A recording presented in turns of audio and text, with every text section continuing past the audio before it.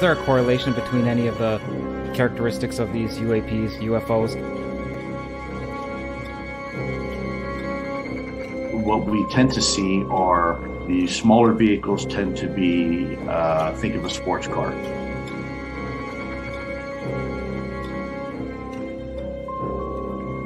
The large ones tend to be not always, but almost exclusively either triangular shape or boomerang shape.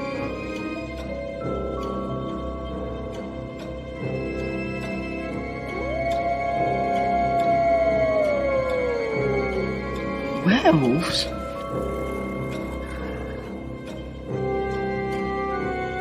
I see dead people walking around like regular people.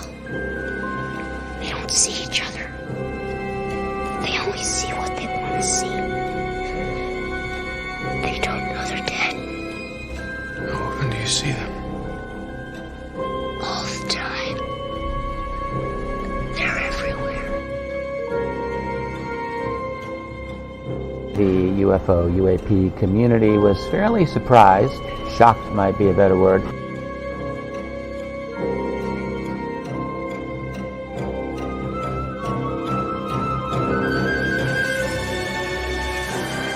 you think there is life on other planets? Well, I'm not quite sure, but I suppose there would be. I've seen a flying saucer. You've seen one? Yes, When was definitely. this? At Lane Cove, When was this? 1953. You don't think this is a figment of your imagination? Several other people with me saw it.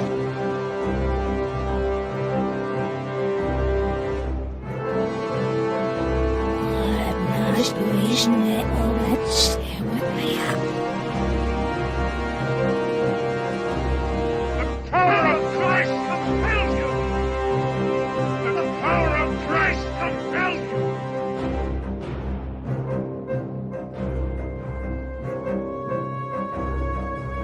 There is now a new UFO whistleblower with some major bombshell level statements.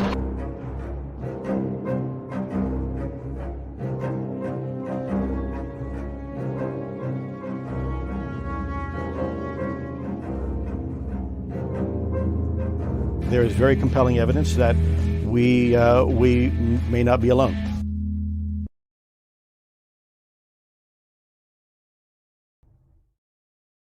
This episode is brought to you by 7 amazing people: Lisa Bowden, Tabin Rice, Kelly Lewis, Mecca Mickey, Diane Boss, Jeanette Angel, and Dorothy Hawkins. And a very special thank you to all of the new subscribers on YouTube and followers on Spotify. If you wish to support the podcast, you can hit that join button below to become an Eyes to That Sky member. Or if you want to join our Patreon or provide other support, the links are below in the show description. Now, let's get on with the show.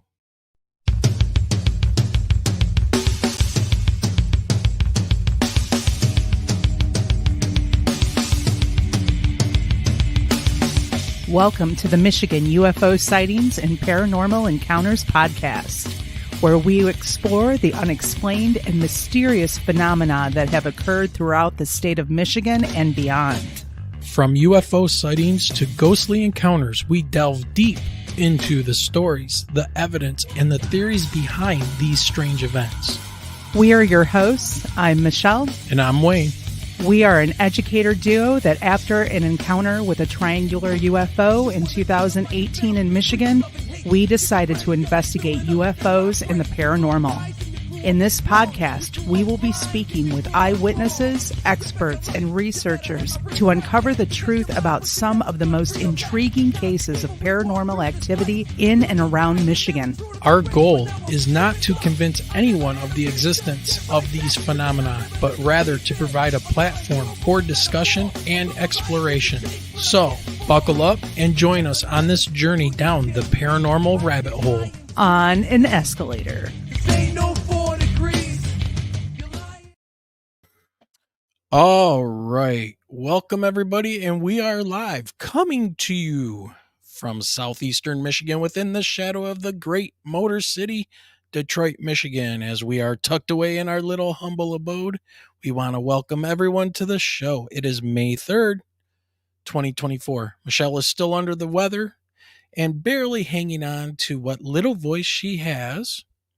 But I'll tell you this, here in Michigan this time of year, when Michigan decides to change seasons, it is brutal on everyone. So, yeah, I think Mother Nature is definitely trying to kill us and get us off of this planet with this weather, especially here in Michigan. So, yeah, so needed to do a quick show and an explanation. We missed our show last Sunday, and we had the Blondes and Booze to come on the show, and they were sick. And so they canceled on us on Sunday. So Michelle was sick and everybody doing what they're doing. So, yeah, it was just good to take a few days off.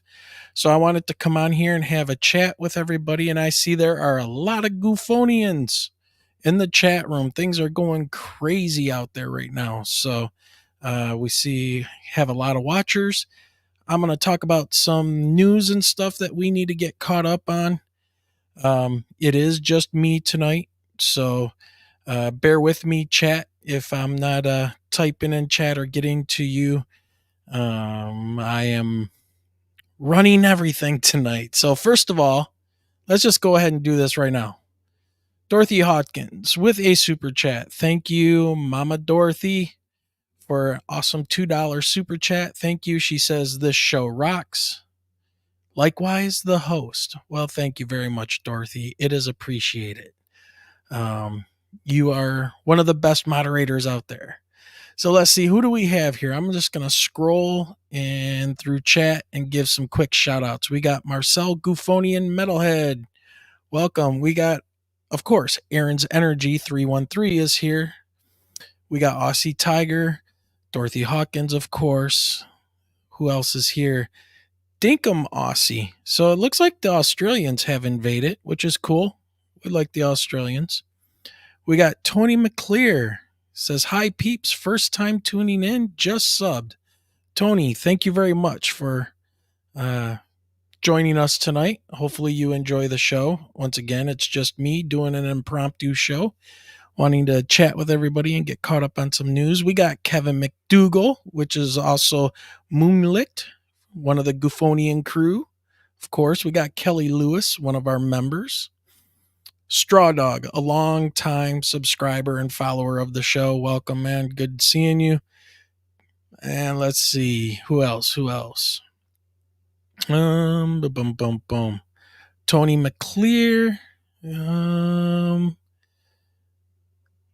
Let's see. It looks like Lou Elizondo is here. Wow, another UFO show. Well, Lou, if that's really you, Lou, who are you? Is that really you? Come on the show, man. Got to check this out, huh? Well, it's going to be a weird show tonight because I'm on my own. Michelle is crashed out trying to heal up from this nasty upper respiratory infection thing that's been going around lately. And, both her and I are teachers and we deal with 140 kids every day that are just jumping with germs and all kinds of other bugs. So, yeah. Let's see, who's this? We got Abbott Hoffman. Take me to your leader. I don't know what leader that would be. If you're talking about the country right now, it's Joe Biden, if you want to call him that. But yeah, so welcome everybody.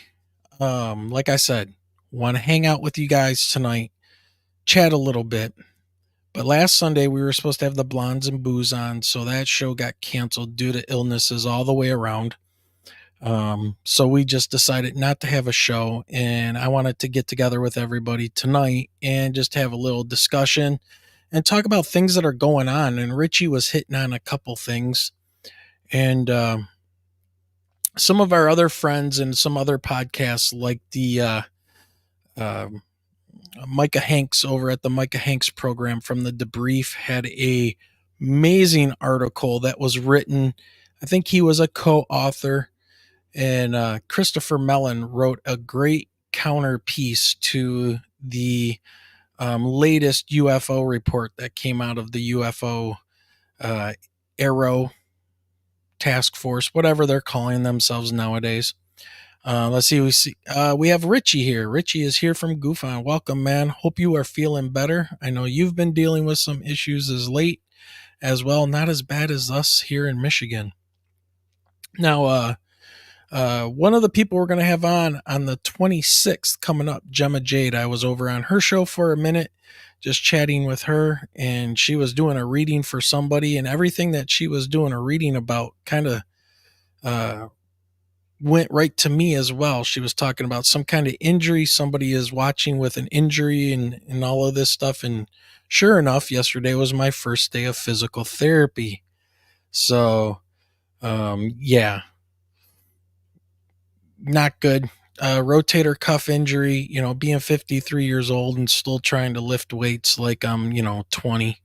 Is not a good combination, but at least, for my midlife crisis, I did not buy a Corvette, right? So I'm happy with my weights. So, all right, now I see that GoofOn and Lou Elizondo are arguing in the chat. So this is going to be a good one tonight. All right, and Richie says it's not him. So, about blocking him. So Lou's been blocked from GoofOn apparently, and I would not believe that one bit, because if Richie had somebody come up to his show that he had some kind of issues with, he definitely would not block him. You'd probably have him on the show to talk to him. So, no arguing, just unblock me, please. All right, Lou, you're always welcome here, my man. So, all right, so let's see. What do I want to talk about first? I got a list of things here. And once again, everybody, thanks for joining us tonight. If you want to hit that like button, share out the show. We've got some great guests coming up too, and I'll talk about that in a little bit. But first thing that I want to talk about is, whether people know it or not, I want to get this out there for everybody. Facebook Groups is no longer allowing third-party streaming software to stream to Facebook. Yes, that's right. So StreamYard, what a lot of us use to do this kind of a show and format, is no longer allowing StreamYard to stream to Facebook Groups. Now, apparently you can still do it to the pages, right? So a page and a group are a different thing, obviously.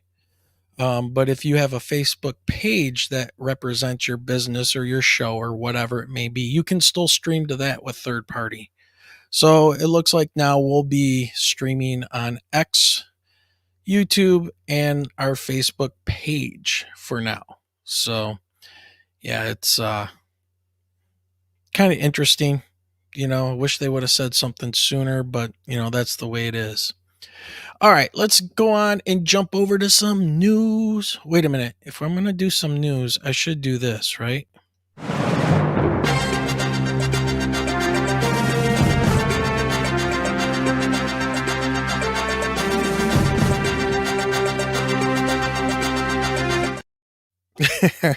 All right, going back to our old days of just being an audio podcast.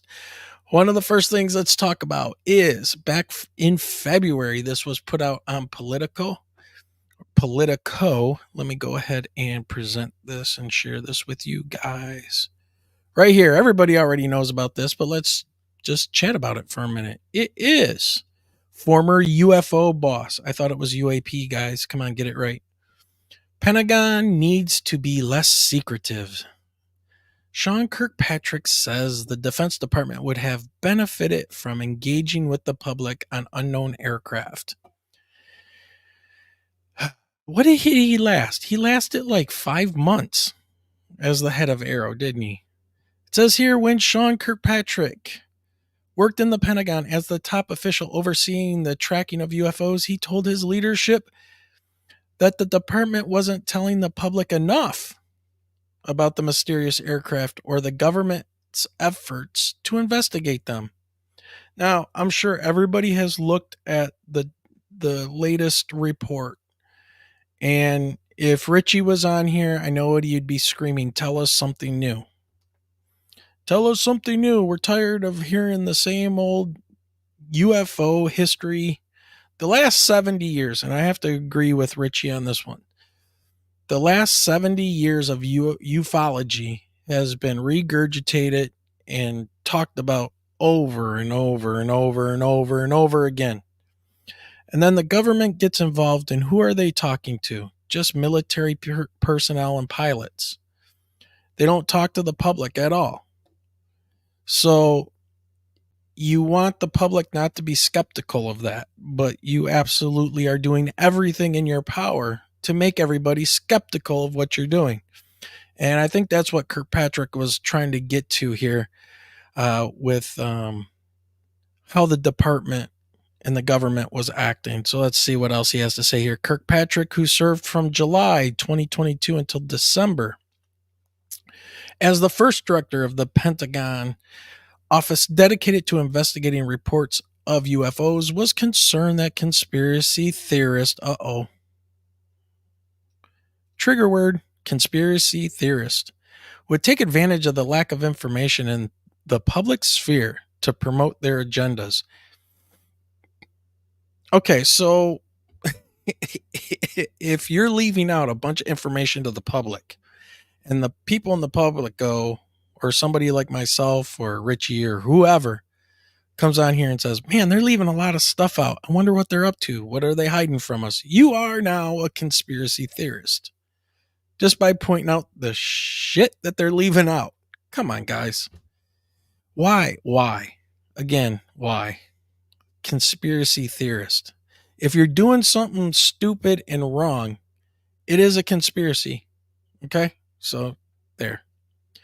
It says here, there was a strong concern to engage in the public discourse as often as I thought we needed to, Kirkpatrick said. The fact that they, the Pentagon leadership, can't figure out how to get all of that message without concern for spillage into other areas has always been a frustrating point. Yeah, Kirkpatrick, you really look like a dude when you were sitting there. You were really interested in the job you were doing. I mean, come on, dude. Yeah, you look like you were put out. Like you pissed in somebody's Wheaties for sure and got the shit detail of being the head of Arrow. Come on, it's like Lou Elizondo. And Lou, I don't know, maybe when we get your book, we'll be able to figure out how the hell you ended up as counterintelligence, but then the head of ATIP. I don't know whose tip, but some tip. I don't know, but here's some water for you. All right, what else did he have to say to Politico about this? He made comments after Politico reached out. Well, if he was so interested in making comments, why did Politico have to reach out? He should have just went on every podcast like Lou did. For a response to a Defense Department Inspector General report in late January concluding that the Pentagon's efforts to identify UFOs are uncoordinated and could have overlooked threats to the U.S., Kirkpatrick now provides strategic, scientific, and intelligence consulting services under Nonlinear Solutions LLC and serves as the Chief Technical Officer for Defense and Intelligence Programs within the National Security Sciences Directorate of Oak Ridge National Laboratories. If that doesn't sound like a damn communist Soviet Union office from the 1980s, I don't know what does. He's the Chief Technology Officer for, now I thought the name of our show was long and annoying, but here we go. He is the CTO for Defense and Intelligence Programs within the National Security Sciences Directorate of Oak Ridge National Laboratory. Okay. Yeah. Let's see. What else did he have to say? Pentagon secrecy regarding UFOs re-entered the spotlight last year when retired Major David Grush, a former Air Force intelligence official, accused the government of covering up a decades-long program to retrieve and reverse engineer alien craft. At the time, Kirkpatrick took to social media to post a personal memo, which included a caveat that it reflected his views and not those of the U.S. government, vehemently denying the allegations. Of course. Yeah, okay. Wait a minute. If I say of course like that, does that mean I'm a conspiracy theorist? That he's countering something like that? Okay, yeah. So to his point, where is the evidence? That's basically everybody's thing, right? All Michelle and I have is our story and what happened. I have medical issues after that night of our triangle, which are still affecting me to this day, really bad as of recently, the Graves' disease. So, it is what it is. Anyways, it just goes on and on here. Kirkpatrick, he's out and he's complaining that the government was not open enough with the public, and everybody else saw that coming. So, yeah. So we're caught up on that one. Let's see. Let me check with what is Goofon saying over here? Richie, what are you saying? He says, also the government gets everyone excited about getting more info, but then they back off for a long time. So long that everyone lost interest and forgot what they said a year ago. Too many delays. Absolutely. That is absolutely correct. Yeah, I see Eddie Tab is here. Hello, hello, hello. What is this? Good evening, Eddie says. Got a campfire going on Lake Michigan Beach. Just watched the sunset and enjoying the live show. Well, thank you, Eddie. Glad to have you here, man. Yes, Michigan has been going crazy the last, I want to say about 4 weeks with sightings. I mean, we've been having things come into our Facebook group. One of them, John Straw Dog, who's in our chat, sent in a video from a paranormal group, which is crazy. And I'm going to be playing that in a little bit. But yeah, it's been a long time. A lot of things going on. Just crazy. Sorry if I'm a little distracted. I'm trying to look at chat as well. Eddie says he's on episode 72 now. Almost caught up. Man, you are a devoted listener, man. Well, hopefully you like the one. My favorite still is with Johanna James, where we talk about ancient technology and Egypt and all that, and Ben Van Kerkwick, and then of course our guy from Michigan here, the radar operator Jack Bouchong from Muskegon, which the 1994 UFO flap was tracked by him on radar, which caused him a lot of grief over the years. So those were some of my favorite shows. And Raymond Szymanski, who wrote the book Swamp Gas My Ass, going after the 1966 UFO Project Blue Book Hynek cover-up, which Hynek later came out and said, yeah, they told me to say this stuff. They wouldn't let me investigate it, and ended up opening up the Center for UFO Research after he left Project Blue Book. So he obviously was seeing things and hearing things and doing things that led him to want to continue his own research. So, there's got to be something to it. As for Grush, I think Grush got played a lot. I think Grush got caught up in the he said, she said stuff and was probably being led around by counterintelligence or intelligence people. So That's my views on Grush. I think he just got played. And I think that's probably why Elizondo got out. He saw that he was being played a lot. So, and they started to, I think they were setting up Elizondo to be a fall guy of some kind. I really do. So, okay. Let's see. Where are we next? Ah, yes. This one. Oh, man. Okay. Let me share this with everybody. A lot of people talked about this right when this came out. Here we go. We're over here at newsnationnow.com. This was back on April 29th. Las Vegas alien video is original, says the expert. There are two beings in the video, says crime scene expert. Motion tracking software shows moving body, expert says. One critic believes video shows shadow cast by a flashlight. Yeah. So it says here a veteran crime scene recreation expert who analyzed the video that purported to show two creatures in Las Vegas backyard says the video hasn't been altered and he believes he sees the image of not one but two beings. Once you see it, you can't deny it, says Scott Roeder of Evidence Room Animation and Exhibits. There's no editing. That is an original video, he told News Nation Banfield on Friday. We tried to debunk it to see if there was something that was added to the video. All of our results came back as it was authentic. Okay. Sounds about right. I believe it's authentic, but is what that camera caught what we think it is?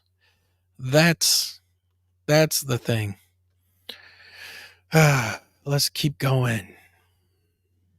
Let's see. It was April 30th, 2023, when the Kenmore family called 911 to report something not human in their backyard. Police investigated in part because other officers had spotted a mysterious flashing light in the sky that same evening. Yeah, there was a bolide that came in. But proving the video hasn't been altered doesn't confirm what it shows. And Roeder says, or is it Roder? I think it's pronounced Roder, says it took a lot of views before he spotted something that he initially missed. Two beings in the video at the same time. Roeder used motion tracking software, which also pinpoints the source of the motion. We took the vector motion, points in space, and then we attached that to a figure in the background to show that the movement of the shadow reflects the movement of a body that is attached to the head. Cool. Let's see, what else do they have to say? We don't believe it's a floating head, he added. We believe it's attached to a body, and the motion of that head from right to left is consistent with the motion that we see between the slats of the fence. It's there. It's absolutely there. Adding to his belief, the reaction of the Kenmore family, all of whom appear to be genuinely startled by what they saw. Ben Hansen, who I've talked to, trying to get him to come on the show, but he's always so damn busy. The host of UFO Witness on Discovery Plus isn't so sure. He agrees with a digital expert in the UK who believes the creature is really a shadow cast by a flashlight held by a Kenmore family member. I'm convinced it's explainable, Hansen said. But Roder says that that's not how shadows work. He says the image appeared above the fence doesn't have a surface to show a shadow. Ah, okay.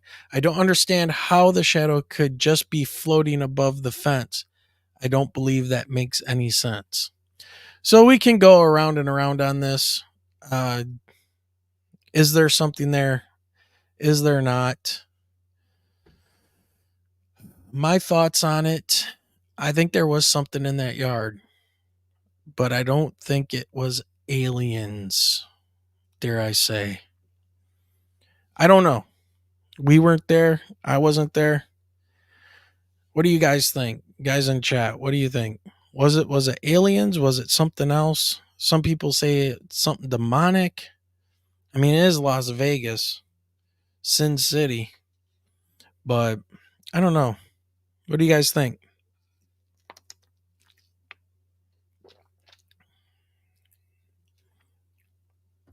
Aaron's energy says, I've gotten to where I don't believe in coincidences anymore. I don't either.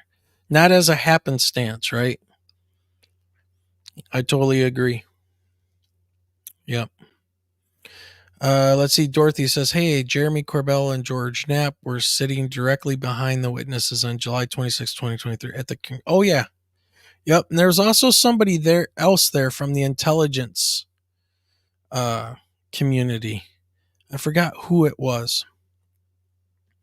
Dorothy says, let me pop this up here.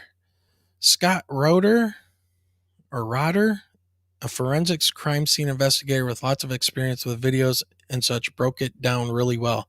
It's real enough. He explained it in detail. Yeah, I believe it's real. I just don't know what it could possibly be. Now, when I show you the video that Straw Dog put up in our Facebook group,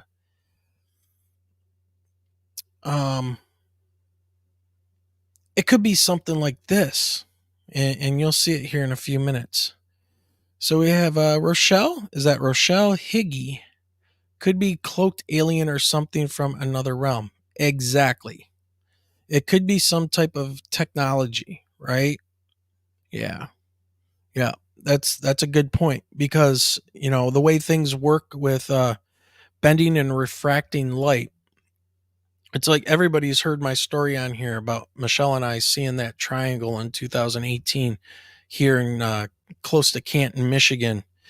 And when we got close enough and I could start to make out the body of that craft, I couldn't see any great detail because the body of the craft in the middle of March, it was March 18th, it was cold as hell outside here in Michigan.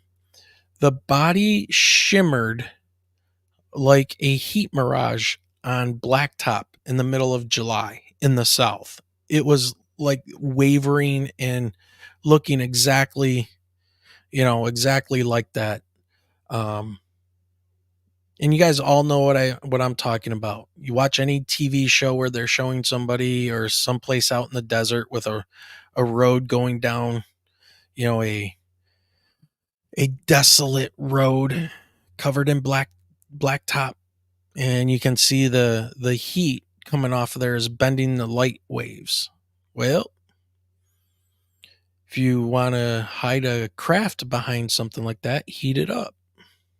So yeah, it was really weird. And so maybe it was something like that. If they have the technology for those ships and things, they could do it on themselves. I don't know. I just wish I was there to see it. But anyways, that's the latest Las Vegas alien thing. Ben Hansen and this crime scene video expert kind of hashing it out. And I guess they leave it up to you to believe it one way or the other. I still don't know. Okay, this next thing I wanted to talk to everybody about.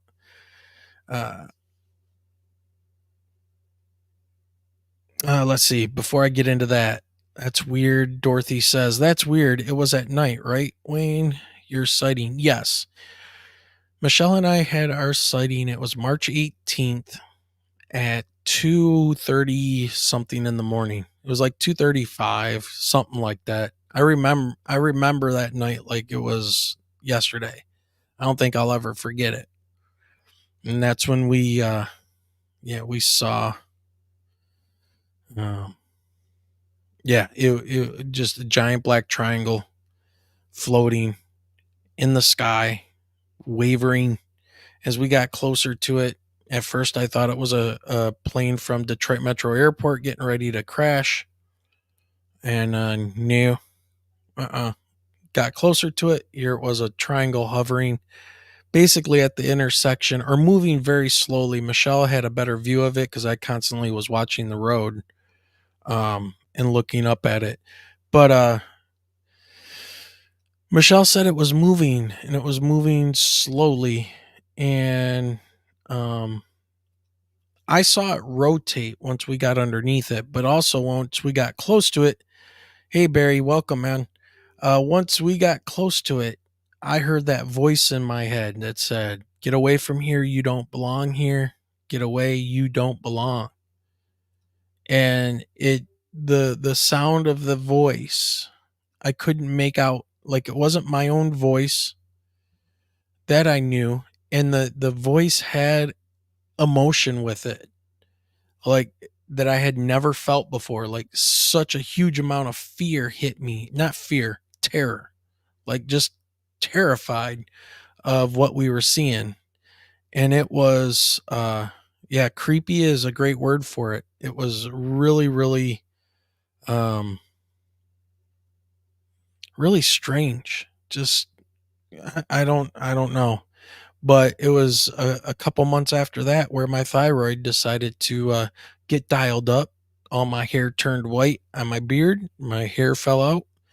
I lost about 30 pounds, 25 pounds, something like that in the space of about 10 days. Didn't sleep for 3 days, and come to find out that I had Graves' disease. Yeah, hyperactive thyroid, which does not happen in men. So it's very, very rare. Now, could I win the lottery? Of course not. But I had about the same odds of getting hyperthyroidism. And, yeah.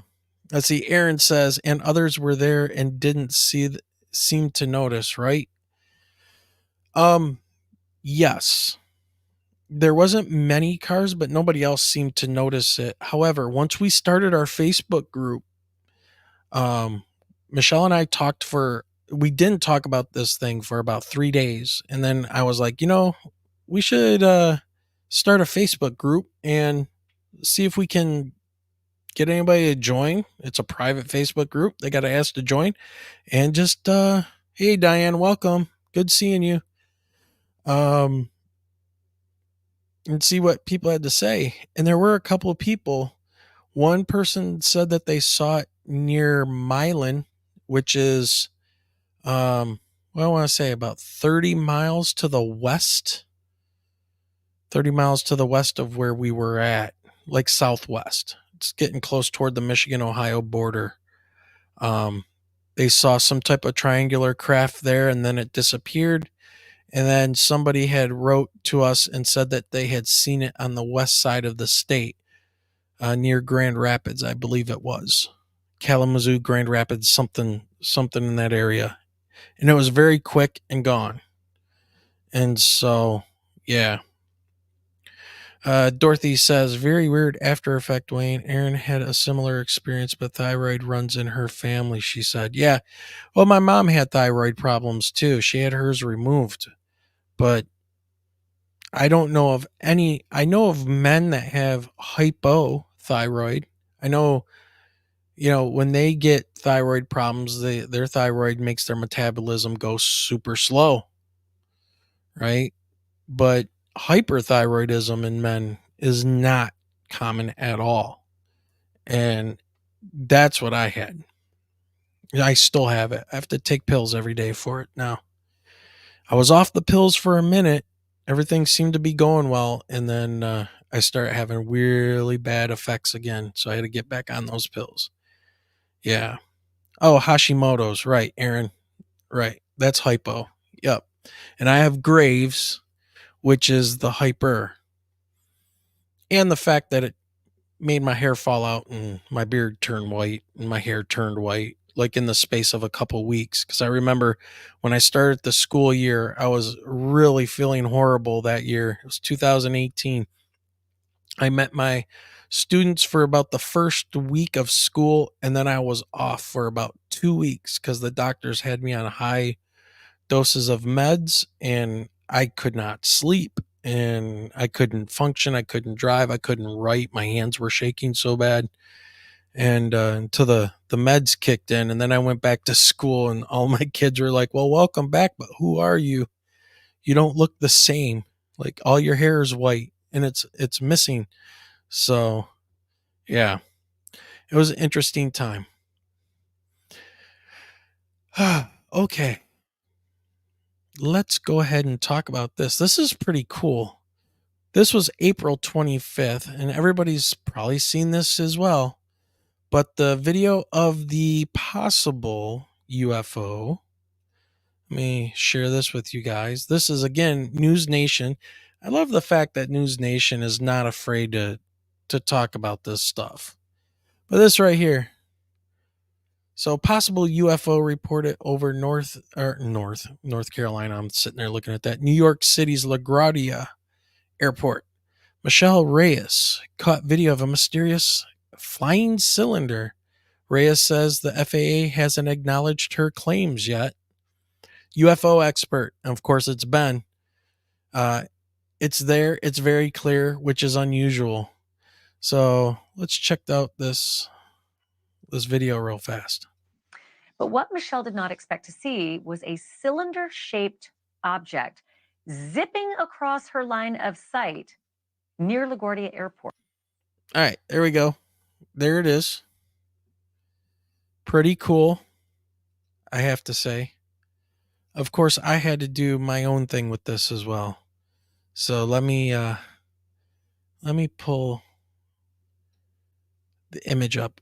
And by the way, all credit once again to News Nation. Come on, guys. You got to love them. All right. So I'm going to share this. Let me stop sharing that. Let me show you guys what I did. There we go. All right, check this out.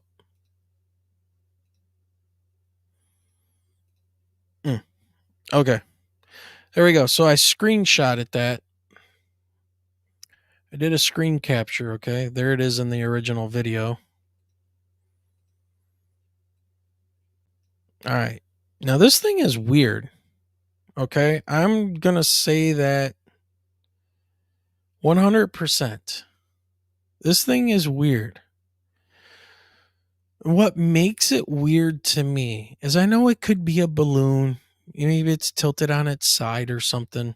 Because when the plane, you got to imagine that plane that she's on right now with the altitude and stuff that she's at, if you look at this as they're approaching LaGuardia, it's probably at about 10,000 feet, maybe a little less. And the maximum speed they can do, if it's under 10,000 feet, FAA regulations say the fastest you can go under 10,000 feet above ground level or above sea level is 250 knots. So about, 300 miles per hour. This thing zips by. All right. Now, is it zipping by or is it sitting still or moving really slow and the plane zips past it? So let's check it out real quick. So, come on, show it.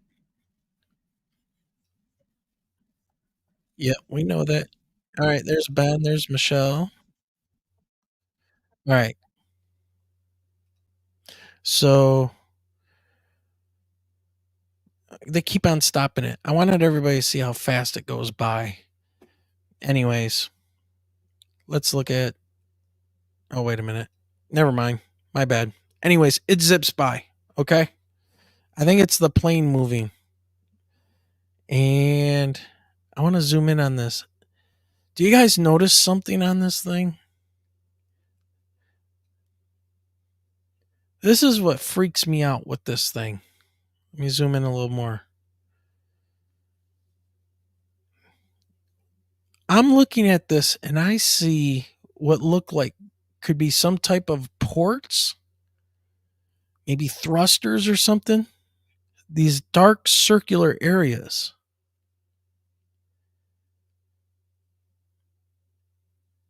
It is really bizarre.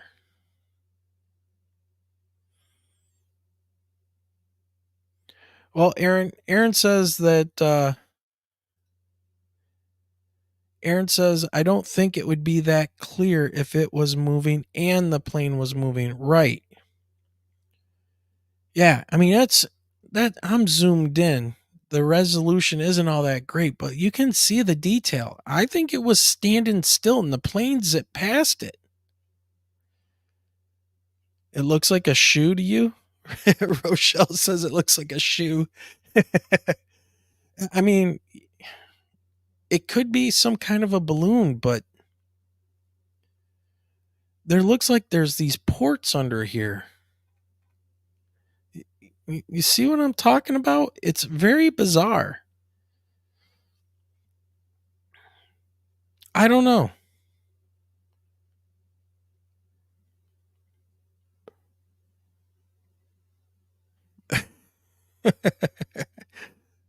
So, yeah. Diane says that her son called and messed me up for watching because it was on my phone watch. Oh, yeah. You're watching on your watch.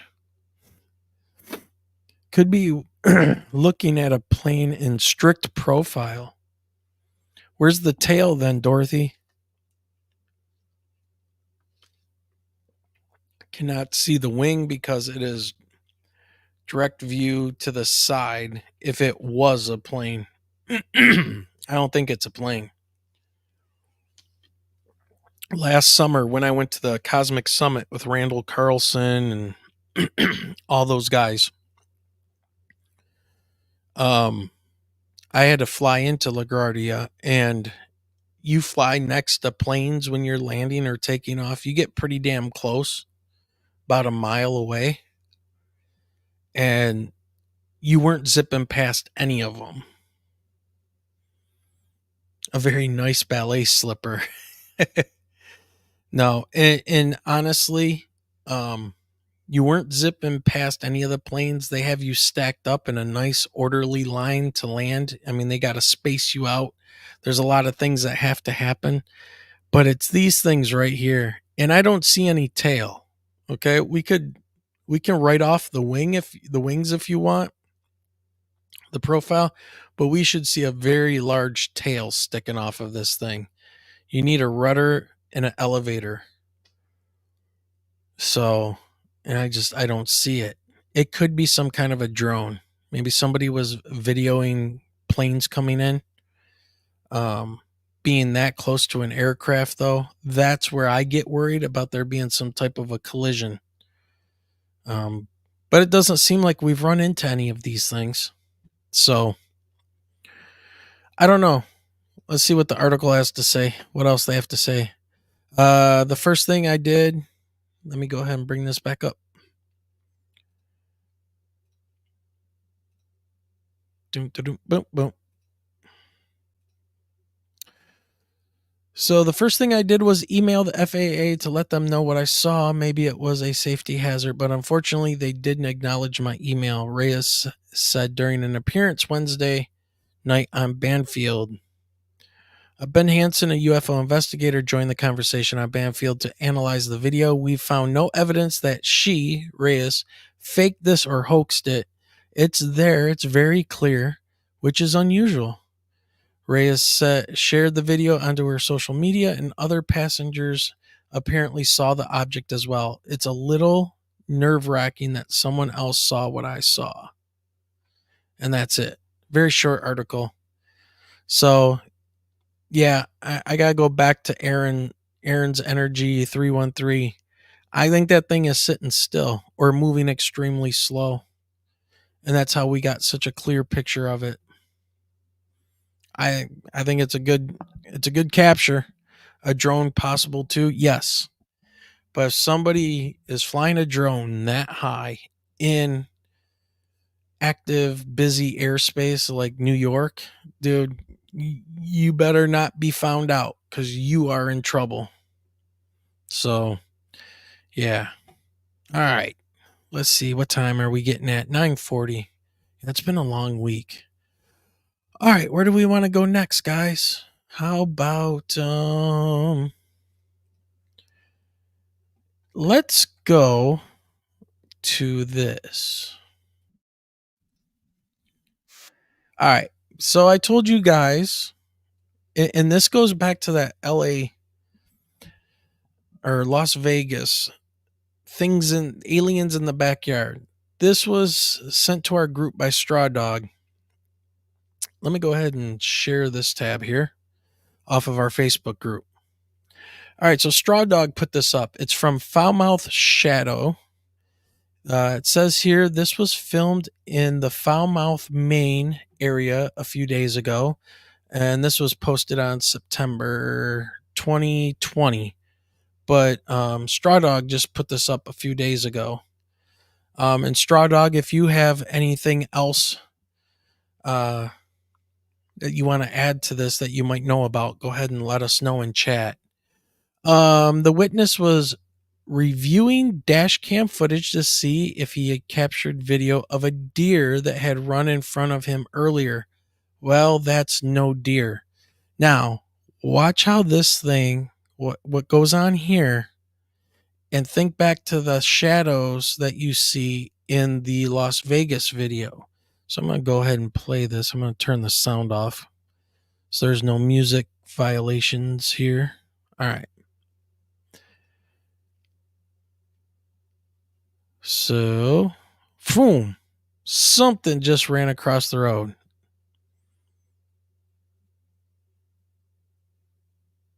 That is not a solid object. What in the hell? It says, what is it? Yeah, exactly. What is it?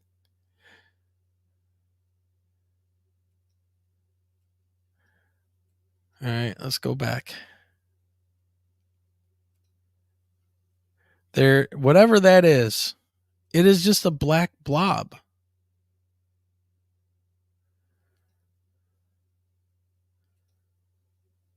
It's right there.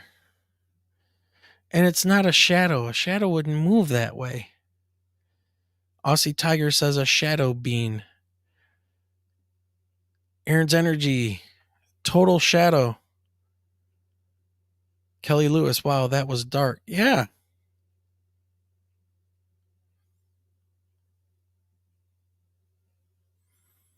Yeah. So Straw Dog says I had only found it at the time I shared it. Yeah. So I thought. You know, it's now what, 4 years old, but still, this is the first I've ever seen this thing. Let's watch this again. Look at this thing. Now, I wish I had my oldest daughter caught something jumping off of her bed. So she was playing with her cat, and I don't have the video on my computer that I can share with you guys. All I can do is describe it. She's sitting there filming her cat on her bed, kind of on her lap, and she's playing with the cat with like a shiny gum wrapper. And it's at night in her room.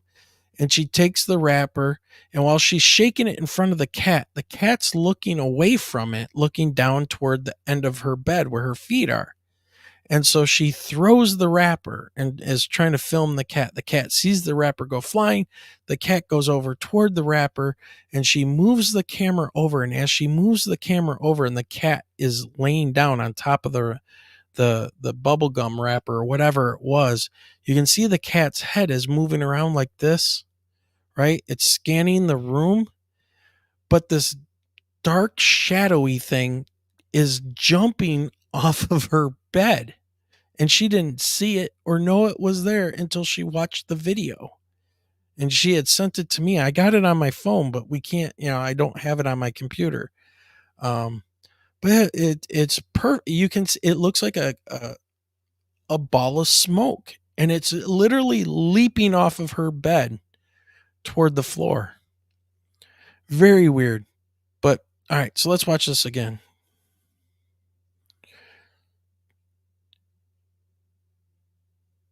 Hey, Jay Hall. Welcome, man.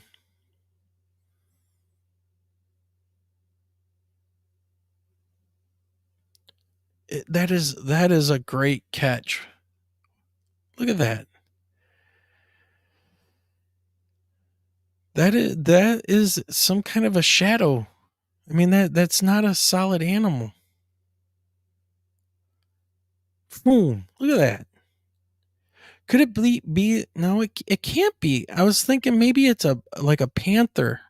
Maybe a black, like a wildcat, a puma or something. Right there. But look, you can see through it. You can see the line in the road. A ghost dog. Ooh. Hey, I think pets can be ghosts as well. They carry a lot of energy with them. Yeah. I don't know. This is great. This is a great capture. Even if it is from 2020. Don't care. Look at that. You can see through it. If it was an animal, you wouldn't see through the animal.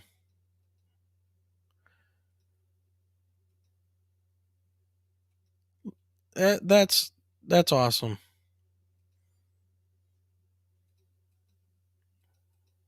Yeah. Kelly says that she's glad she didn't see it. Yeah. Well, I don't think. Well, maybe they did see it while they were driving because it does say the witness was reviewing dash cam footage to see if he had captured video of a deer that had ran in front of him earlier. Well, that's no deer. So, yeah. A glitch in the matrix. Yep, there you go. The road was glitching. Yeah. Yep. Moose McGree. How's it going? It was half the lane. Yes, it was. Good point. Look at the size of this thing. It was half the lane long. Absolutely. I'm going to try to capture it from looking at size. Okay, just missed it. Look at that thing. Look how dark it is right there.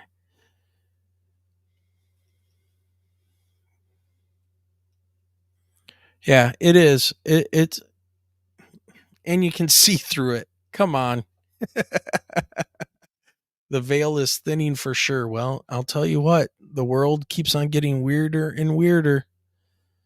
I know Graham Hancock likes to say things keep on getting older and older, but they're also getting weirder. A demon? Maybe. I mean, there it is. I don't know, but man, that's a great video. That one stood out to me. So Straw Dog, thanks for sending that to our Facebook group. That's a great catch, man. So kudos to these people. The Foulmouth Shadow, it's called. And this was put up by 207 Paranormal.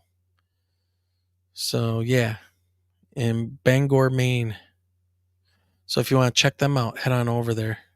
All right, let's head over to our buddy Micah Hanks and his the debrief.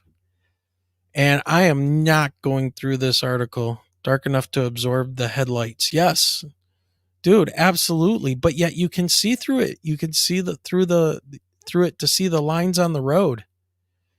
Extremely strange. Yeah. Very interesting. Now I wonder, I know, and if Richie was here, he would kill me. But I love Skinwalker Ranch. And I don't mean on my salad or to dip my chicken fingers in. Right? Not that kind of ranch, but some Skinwalker Ranch. And I'm telling you, there's something weird going on out there, and I wonder if it's things like that people are seeing out there. I just, it's something going on, and I definitely don't think it's a shadow. Yeah, beyond, yes, Rochelle, yes, beyond Skinwalker Ranch with my good buddy who I've never met, but I'm a fanboy, Andy Bustamante. Yep, trying to get him on here because I want to know what he knows now about that. Yeah, his CIA stuff. We can pick his brain for his CIA work.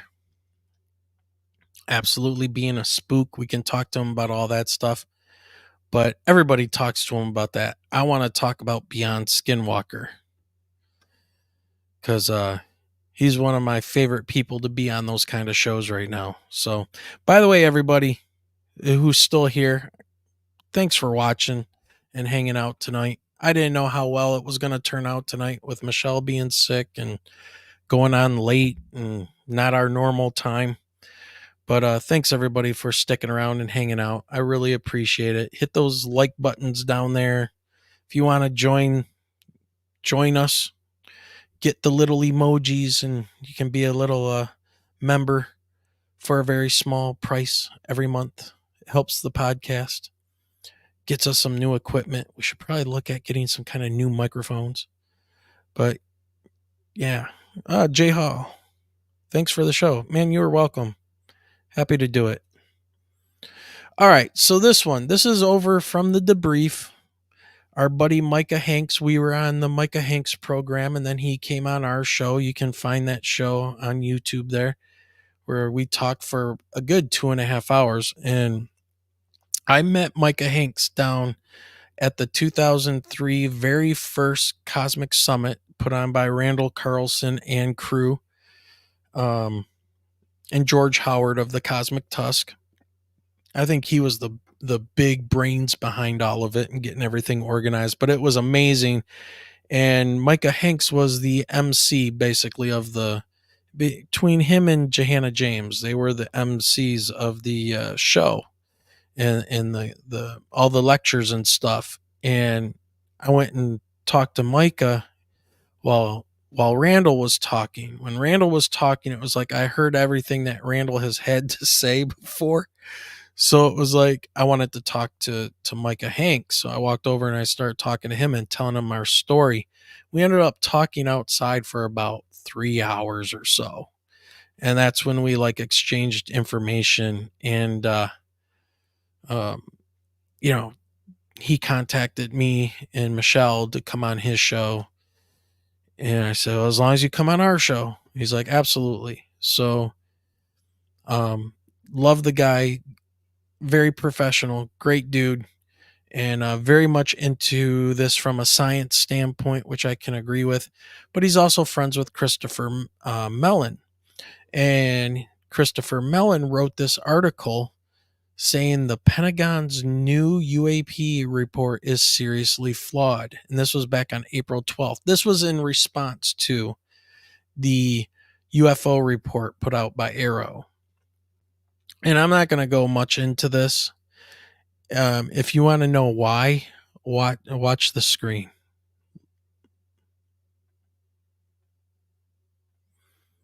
It keeps going and going and going and going and going and going and going and going.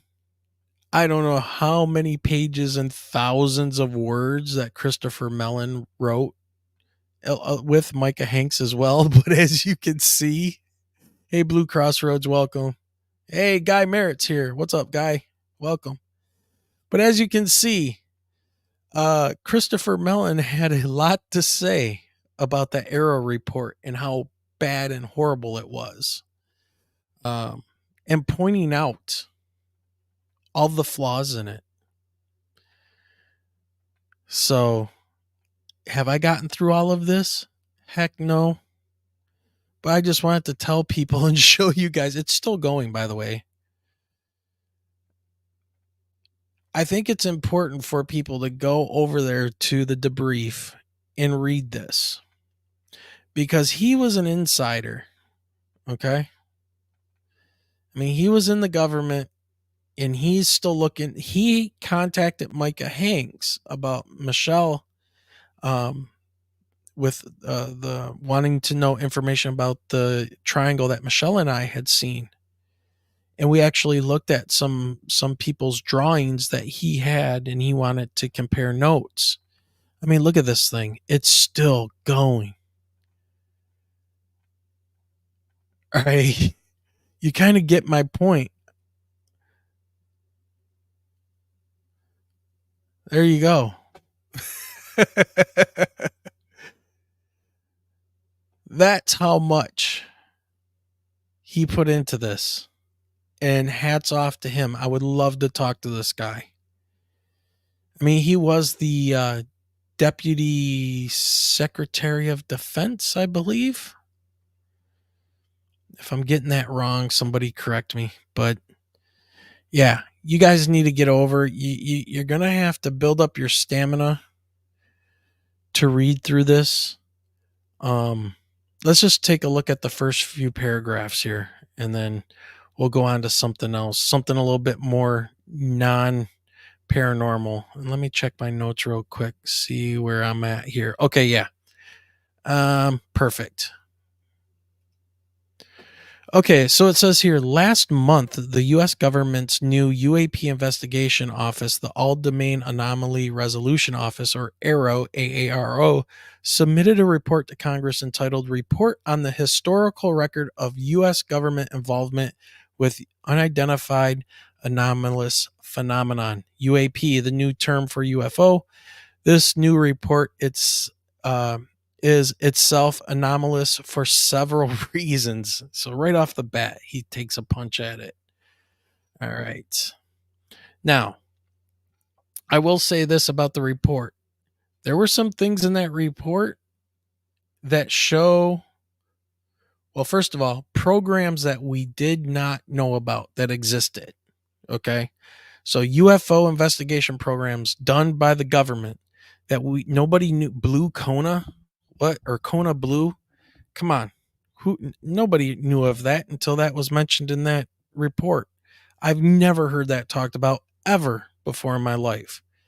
All right. So there was some things that were slipped out of that report. But once again, where's Richie at from Goofon?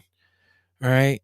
We need him here to yell and scream at everybody. Yes, we know about the UFO history for the last 70 years. Stop rehashing it. We need new stuff. We need new evidence. We need real stuff here. And this is where AARO could have, in my opinion, where AARO could have just excelled. But they limited themselves, and they made it seem like they were helping the government cover up for things. So welcome to the show. Greetings. Thank you for joining us, man. Glad to see you here. So let's take a look at this real quick. It says, first, whoever heard of a government report being submitted months before it was due, especially one so rife with embarrassing errors in desperate need of additional fact-checking and revision? Was AARO Director Dr. Sean Kirkpatrick rushing to get the report out the door before departing, perhaps to ensure that his successor could not revise or reverse some of the report's conclusions? That's interesting. Man. Whew. Second, this appears to be the first AARO report submitted to Congress that the Director of National Intelligence, DNI, did not sign off on. I don't know why, but Avril Haines and her office were quite right not to in this case. Oh, okay. Avril Haines and her office were quite right not to in this case, having spared themselves considerable embarrassment in the process. Third, this is the most error-ridden and unsatisfactory government report I can recall reading during or after decades of government service work. God damn, dude. Chris just going ham, as my students would say. He's just being brutal. We all make mistakes, but this report is an outlier in terms of inaccuracies and errors. Were I reviewing this as a graduate student's thesis, it would receive a failing grade for failing to understand the assignment, sloppy and inadequate research, and flawed interpretation of the data. Hopefully, long before it was submitted, the author would have consulted his or her professor and received some guidance and course correction to prevent such an unfortunate outcome. Woo! Woo! Wow. That's it. Man, this is how the people in Washington, D.C. throw shade. I mean, they need to come to Detroit and learn some real shade throwing.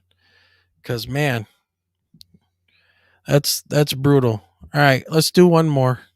And you guys, you have to read this over a few days. You can't do it all at once. Another irregularity worth noting is the fact that before its release, Department of Defense (DoD) Public Affairs sponsored a closed-door pre-brief on the report's findings for a select group of press outlets on an invitation-only basis. Outlets like The Debrief, which closely follow the UAP issue, were excluded. Oh, really? Following the report's release, most of the news agencies that had participated in the pre-brief went on to publish articles that uncritically parroted the report's findings. Moreover, they seem to have done so without consulting any of the scholars or experts who have studied and written extensively on this topic, as would normally be the case in any or in another field. Of course, because working is hard. All right, guys. I'm not going to dig into that much more. You guys go ahead and do it. Get over to the debrief. Go to the Micah Hanks episode, and I believe that it is called. Hold on here.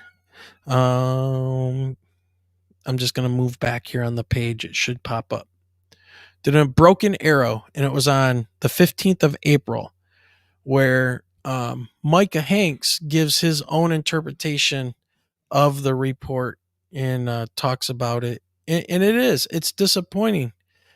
I mean, they admit to certain programs that nobody's ever heard of before, and then just drop it and say, oh, they found nothing. It's crazy. And of course, the media went with the simple thing. What is the conclusion in what do they call it? The executive summary. What is the summary of it? We found no evidence of any alien technology being backwards engineered. Okay, sure. And have a nice day. And then, of course, what happens? That first article I show you about Kirkpatrick being out, he talks about he's upset with the government because the lack of giving information to the public was creating conspiracy theorists. His own report creates conspiracy theorists then, by that definition. Just crazy. Absolutely crazy. Surely May 4th will trigger something. May the 4th be with you. Right? Isn't that Star Wars Day? That's tomorrow. All right, let's see. We've been at this an hour and 13 minutes. Wait a minute. Is that Paranormal Pixie? Hello. Welcome. Good seeing you. Welcome to the show. All right. Now let's go on to something really bizarre. And Richie was hitting on this and playing a different type of a role with this. And this is the story that is crazy going on here. And these two whistleblowers that were complaining about the shoddy production of some new Boeing 737. They're called MAX jets. And I think they're called the MAX, right here, the Boeing 737 MAX 9. And of course, now the cat wants to be on the podcast. He decided to wake up and be a pain in the rear. And you know that mommy's not around to get you, so stop being a jerk. He's a pain in the butt. But let's look at this. So, and I know what Richie's point was. Richie's point is you have a UFO whistleblower, and they're running around just shooting their mouths off and talking about all this stuff that's secret and all this, and nothing happens to them. Now you have whistleblowers from Boeing, and two of them, one of them was actually in the process of giving testimony. He dies, and this latest guy, Joshua Dean, who raised concerns about Boeing jets, dies at 45. And this was just a couple days ago, May 2nd. And here's what it says. Joshua Dean, and by the way, all credit to NPR. Thank you, NPR, for your awesome article. It says Joshua Dean, a former quality auditor at a key Boeing supplier. Okay. I think they're going to tell us the name of it. I think it's Spirit something, Spirit Aero Systems, if I recall. But anyways, he's an auditor at a key Boeing supplier. So they have all these people that build parts and then send them over to Boeing for, getting the planes all put together and assembled, who raised concerns about improperly drilled holes in the fuselage of 737 MAX jets, has died. Dean, 45, died on Tuesday morning, his family announced on social media. His family told NPR on Thursday that Dean had quickly fallen into critical condition after being diagnosed with a MRSA bacterial infection. He was airlifted from a hospital in Wichita, Kansas, to another facility in Oklahoma City, but medical teams were unable to save his life, according to the Seattle Times. Wow. Which was the first to report his death. Okay, so yeah, the Seattle Times is involved because, well, Boeing, Seattle, Boeing. It says here he passed away yesterday morning, and his absence will be deeply felt. We will always love you, Josh. Dean's aunt, Carol Dean Parsons, said via Facebook. So you can run around talking about UFOs and reverse engineering and hidden bases and stuff and survive, no problem. The government won't send anybody after you. But you complain about Boeing's manufacturing processes, and two of you get deleted, allegedly. Maybe he caught something. I mean, these viruses are weird. They're getting more dangerous. So let's see. It says here, Dean raised quality issues in manufacturing the 737 MAX. Dean was one of the first to flag potentially dangerous defects with the 737 MAX jets at Spirit Aero Systems, a major Boeing supplier that was spun off from the plane maker in 2005. Now federal investigators are looking more closely at Spirit and Boeing to understand what went wrong with the door panel that blew off an Alaska Airlines Boeing 737 MAX 9 in midair in January, the latest chapter in a long and troubled relationship between the two companies. Our thoughts are with Josh Dean's family. This sudden loss is stunning news here. As my throat. Sorry about that, guys. I think my voice is finally saying, "Yeah, we've had enough, dude." The sudden loss is stunning news here, and for his loved ones, said Spirit spokesman Joe. I think that's Busino, in a statement. So it just goes on to say that he was healthy and then hospitalized and died. And they thought it was a staph infection at first, and then it became MRSA or something along those lines. He tested positive for influenza B. He tested positive for MRSA. He had pneumonia. His lungs were completely filled up, and from there he went downhill. Jesus. Well, that's sad. And then I think they talk about they break it down, like his testimony and things like that. And then there was another guy who was giving testimony. I don't have his name right now, but then they said he ended his own life. So, yeah. Didn't dig into that one that much, but come on. Who was it? Aaron's Energy. Are you still there, Aaron? Weren't you saying you don't believe in coincidences? I'm kind of there with you. Hey, it's Rick Davis. What's going on, Rick? Welcome. You didn't know there was a show tonight? Man, really? No, there wasn't supposed to be a show tonight. Our shows are typically every Sunday at 8 p.m., where we have on our guests. But since our guest last weekend canceled, just wanted to jump on here and talk to everybody and cover some news articles and things that we have missed. So wanted to do all that. Blue Crossroads, yup and yup. Yeah, okay. Guy Merritt, he perfectly said. Yeah, this is the same way people started dying of bee stings and etc. after JFK was assassinated.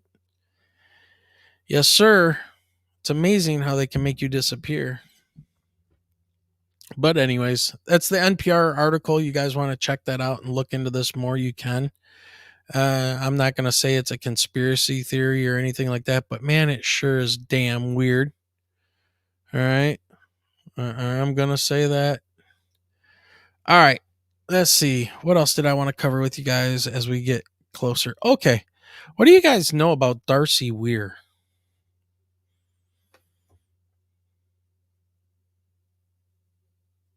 Okay, wait a minute. Rochelle, what do you say? I call BS. The second guy even said he wasn't suicidal, was healthy, and suddenly contracts that. Yes. Guy Merritt says who? Darcy Weir. He's a filmmaker. He recently has come out with a new movie. And I'm going to play you guys the trailer for that. Yeah, Darcy Weir. Yep.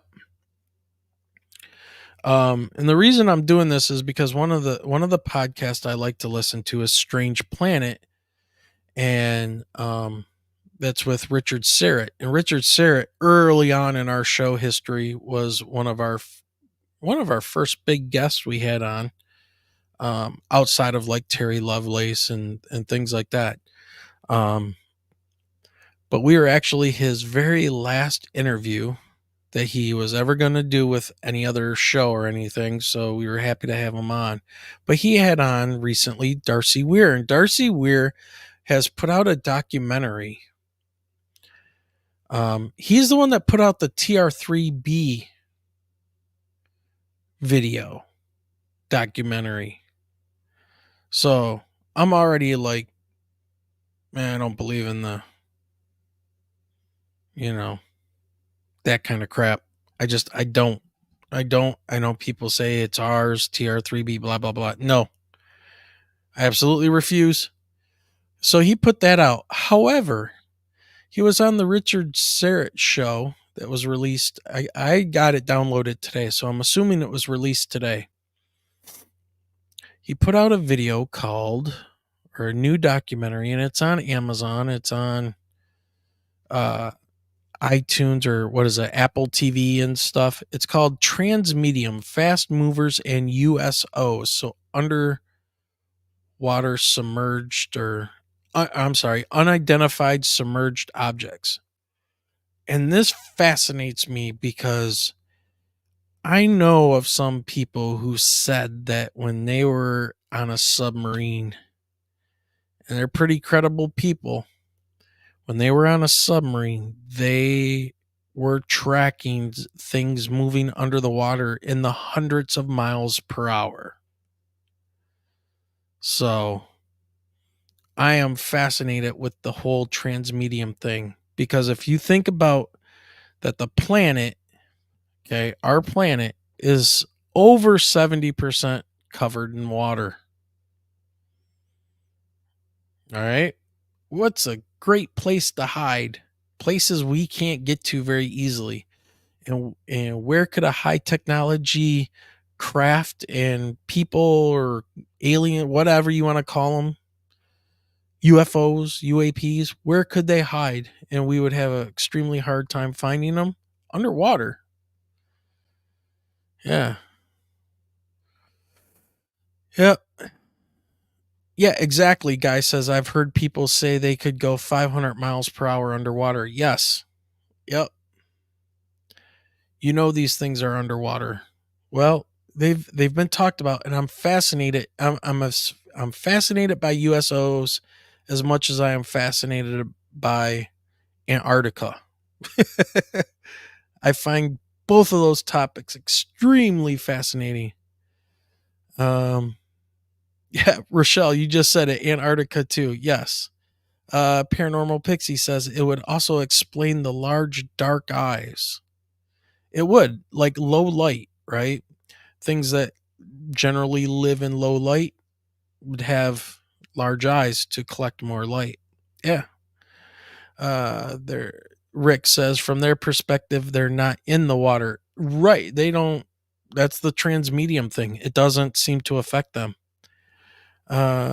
So much we don't know exactly. We know it, and as an earth and space science teacher, we know a lot more about outer space. And believe it or not, it's easier to get satellites put in orbit and things like the James Webb telescope in orbit around the sun. It's easier to do that than to get underwater into like the bottom of the ocean and stuff. So, yeah, easy to hide out there. There could be all kinds of things going on that's hidden by our oceans. So let's take a look at this and see what it's all about. It's 3 minutes and 40 seconds from where I got it. And, I'll help the guy out and, let's play his trailer and see what he has to say. Darcy Weir is an independent researcher and filmmaker who has traveled around the world to study the UFO phenomenon. Back in August of 2020, under a shroud of secrecy, the UAP Task Force was clandestinely brought into existence within the shadows of the enigmatic U.S. Department of Defense. My questions regarding this phenomenon led me to American oceanographer and retired Rear Admiral Tim Gallaudet. How long did you serve for the Navy and work for NOAA? I served in the Navy for 32 years, and I then worked for NOAA after that for about 3.5 years. They're coming from somewhere. We don't know how they're doing what they're doing, and we don't know their intentions. So all I can say is this deserves a significant amount of study of our oceans, and that's what I'm pursuing right now. Hold on a minute. He was a rear admiral and the head of NOAA? Holy crap. Okay. I might have to rent this and watch this, because if he's got somebody with that much clout and background in history, this might be worth checking out. All right, let's continue. You hear about Navy submarine seamen witnessing or noticing on sonar USO activity, objects that are moving, 300 knots plus. I won't use the gentleman's name. Hey, it's my friend Jim. He's mentioned it publicly and has been in print that during some testing in on the Los Angeles class improved 688 Los Angeles class fast tug submarine, the USS Hampton, I think it's SSN 767. They were doing something new with the sonar, and an object was being picked up on sonar as a fast mover, and it went zipping by him. And the sonar operator said that went by us at in excess of 800 miles an hour. Now, I heard through the grapevine that you had... Okay, first of all, I've had Jim Goodall on this show like 2 or 3 times. I introduced him to Jared Murphy, and they became fast friends. And the 3 of us are all working together on a very big project that's going to be ground shattering. And that's all I can say. And we are very good friends. I should have him come back on. But yeah, Jim is awesome, and he's got so much history and so many stories. I don't think he's Canadian. Aaron's energy. I thought he was a random Canadian dude. Or are you talking about Darcy Weir? Yeah, Michelle. Yeah, Michelle is fighting it, man. She's going through it. Yeah, just this weird virus thing going around. So she'll be back. She should be good for Sunday. So make sure you come to our show Sunday. I will talk more about that here as we close out. But let's finish watching this. Mark D'Antonio, astronomer and scientist. Okay, let's see what you have to say. He's got some good people on here. Had a experience with what some people call a fast mover in the Navy. Can you? Yes, I can tell you about that. And what are your thoughts on the USO situation? I mean, I film here nightly, and it's almost every night you catch something that you can't explain. Why do you think that the water is so important to these craft? What's it about our oceans? Yeah, that's Anthony from, what is it, S4? Is that his show? Unidentified S4? He's a cool dude. I know him and Richie don't see eye to eye. But oh, okay. So Aaron thought Darcy. Okay, not Jim. Jim is not a random Canadian guy. All right. But to answer Anthony's question here in the documentary, in the trailer, so why do you think these things are interested in the water? I think they use the water for hiding and coolant, like we would. But let's continue. Unidentified S4. Yeah, that's it. Yeah. Attract them to it. Personally, I believe that they exist. They reside in our oceans. I believe that they have bases or underground facilities. There is, in my view, based on the data of USO activity, there is a very good reason to believe that there are multiple undersea bases that these things operate out. Yes. Now, and some of them would be, but definitely off the coast of South America on the Atlantic side. I don't think there's any question about it. There's been too many of those types of cases. So you're talking about a global presence. What are they doing? What's going on?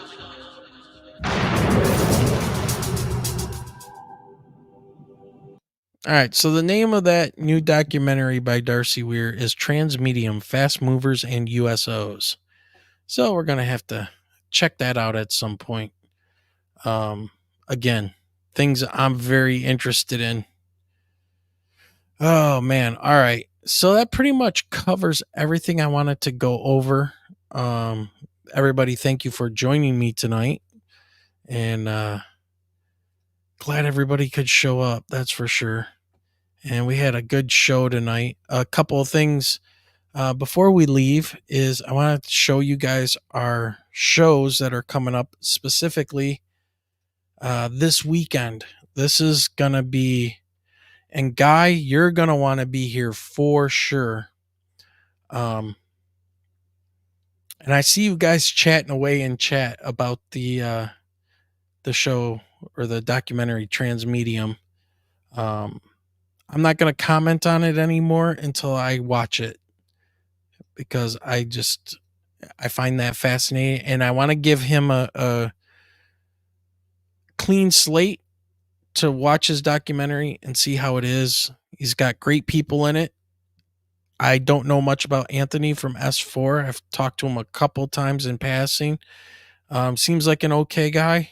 I don't, again, one of those things where my life is busy enough that it takes me a good chunk of time to put these shows together and everything. I don't get to socialize much myself. Same thing with Michelle. We put in a lot of hours for schools during the school year, but summer's coming up. Let's see. S4 is a cool dude. Okay. Fair enough. But he knows my buddy Jim, and anybody that's good with Jim Goodall is good with me. So, yeah. Straw Dog says he enjoyed the show tonight. Cool. Thanks, man. All right. So before everybody goes, let's look at what we have coming up this Sunday at our normal time. Let me go ahead and pull this up. Give me a moment here. Dun-dun-dun-dun. I need to go to my channel, and then we need to go to, let's just pull this up and share it. Okay. I do have confirmation from both Bill and Jackie that they will be on. So Jackie and Bill Kosola, I think that's how you say their names, PhD. We're going to be talking about investigating the relationship between trauma and paranormal experiences, including UFOs. And I can't wait for this one this Sunday, because I want to talk about mental trauma. I want to talk about physical trauma, what they have experienced and what they have researched to be able to come out with some of this stuff. But they are research professionals, as it says in their bio. They did some stuff looking into, what was it right here? Bridging the Tragedy, a psychological study based on the 1967 Silver Bridge disaster in Point Pleasant, West Virginia, the Mothman and post-traumatic growth, a phenomenon that often occurs after tragedy. So we're gonna dig into this, and I am fascinated. You guys know I'm a teacher, and I have my degree. I have a bachelor's of science. Graduated at the top of my class with that in earth and space science. So I'm very much science oriented. Doing broadcasting and stuff, this is not my thing, but I enjoy talking to people. But I want to get with people like this who are in the field doing this stuff. And you guys got to get to this show on Sunday. And man, this is going to be awesome. So this Sunday, that is, let's see, the 5th, all right, Revenge of the 5th. We're going to have them on, and we're going to talk about this and what's going on with people. And Guy Merritt, I want you there, because people, including yourself, that when we start talking about what happened to us, especially you and the friends during your sighting and everything that happened with them, these things are traumatic. I'm not they are creatures of the light and yada yada. I'm not that. So it is Lara, it's going to be a great show. And I really would like everybody there, as many as possible. That's going to be this Sunday at 8 p.m. Eastern. And we are booked all the way into June. So if you guys go and continue to look at all the shows we have booked up here, I'll just show you right now. If you go to the live shows, we got a former DOD, Department of Defense employee, Nancy Times, coming on. We have Gemma Jade coming back May 26th. On June 9th, we've got the amazing Constance Victoria Briggs coming on to talk about Earth's galactic history and its ET connection. And like I said, we got Jackie and Bill coming on this Sunday at 8 p.m. Then on 5/12, that's Mother's Day. I know it's Mother's Day, but at 8 p.m. Sunday night, look at who we got coming back. Ray Szymanski. Yeah, boy. And he's going to talk about the Arrow reports and other attempts to maintain the UFO status quo. And he is on fire. Let me tell you, he's got some good stuff coming up. That's on the 12th. And then on the 19th, we got our good buddy Bruce Solheim coming back on. And he's going to talk about his new book, We Are the Aliens, a case of alien-human integration. So it's going to be awesome all the way till June. So yeah. All right. Yeah, Ray is awesome. Dude, just a no BS guy. He worked at Wright-Patterson. He got tipped off to this UFO stuff and started investigating, which took him to the Michigan 1966 swamp gas fiasco, and wrote a book. And really, if people wanted to dig into what was going on, he found out. He found the fighter pilot. Dude, you just gotta Swamp Gas My Ass is the title of his book. You guys got to check that out. All right. I think that's going to do it. And without Michelle here, I've been doing all the talking, and now my voice is getting ready to go.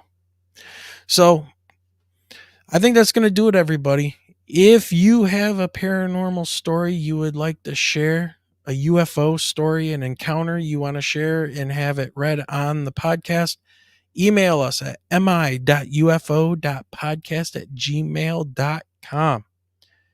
All right. Support the show. Share us out. We love having you guys here. Every little bit helps grow the show. And you guys are awesome. Thank you, chat. Everybody in chat. Diane, Guy showed up. Blue Crossroads. Dorothy, of course. Aaron's Energy. All of you out there. Rick Davis. Saw you sneaking in here. You guys are awesome. So with that being said, have a great night, everybody. And remember, keep those eyes to that sky. Boom. See ya.